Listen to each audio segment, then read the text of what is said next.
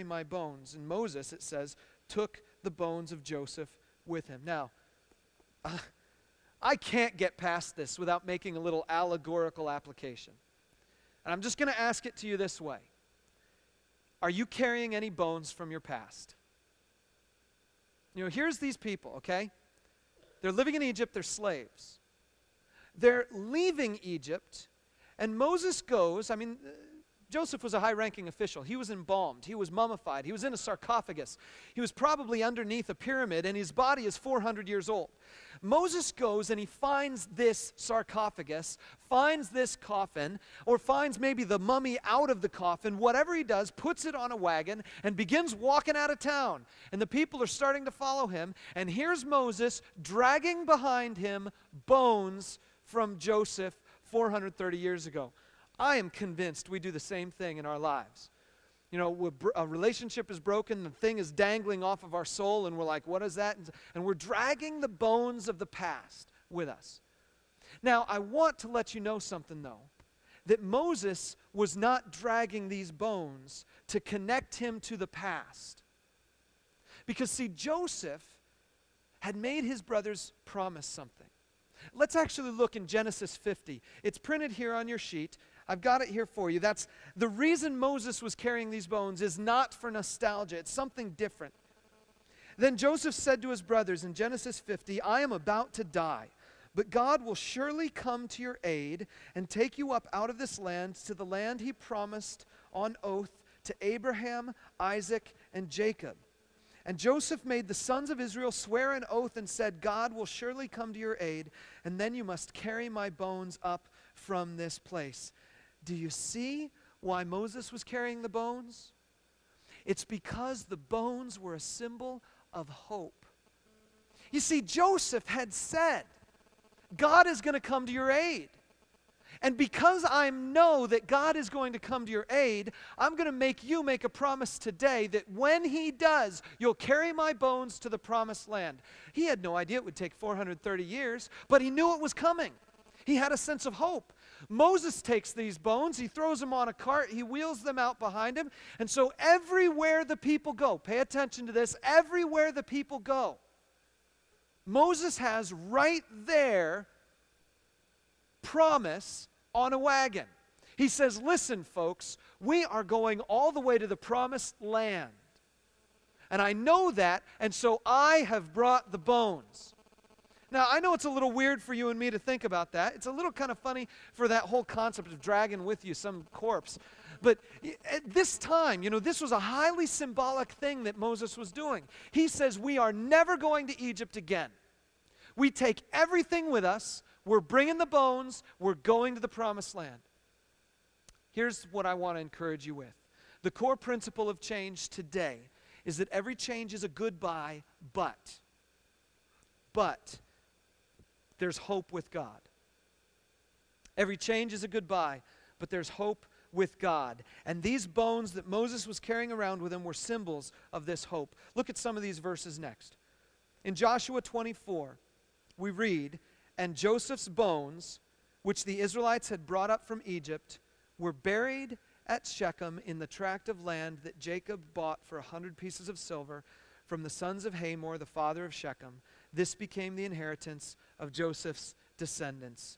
480 years before, roughly, Jacob bought a piece of land. And 480 years later, the people of Israel returned to that land and they bury the bones. This is the question I want to ask you about that when you're facing a goodbye, when you're facing a change. Ask yourself, what am I dragging with me? And here's the point. If it is not a symbol of hope, pointing you toward God, his will for your life, and his plan for your future, if it is not a symbol of hope, it needs to be buried. Once they reached the land, the bones were no longer a symbol. We're already in the land. The final act of this symbolism is to get them in the dirt. That's the part of the promise where the promise reaches its fulfillment. You got to get them in the ground. And friends, when you have to say goodbye, when I have to say goodbye, there's a large part of our soul that says, I want to carry that stuff with me. But we have got to say, if it's not pointing me to God, if it's not a symbol of hope, it's got to be buried. You know, we as people have a kind of hope that the rest of the world doesn't have. And I'd be remiss if I didn't make just this one point today. From 1 Thessalonians 4:13. The Apostle Paul is writing, and he says about death. He says, and now, brothers and sisters, I want you to know that what will happen to the Christians who have died. I want you to know what will happen to the Christians who have died, so that you will not be full of sorrow like people who have no hope. For since we believe that Jesus died and was raised to life again, we also believe that when Jesus comes, God will bring back with Jesus all the Christians who've died. Friends, I don't know what your goodbye is.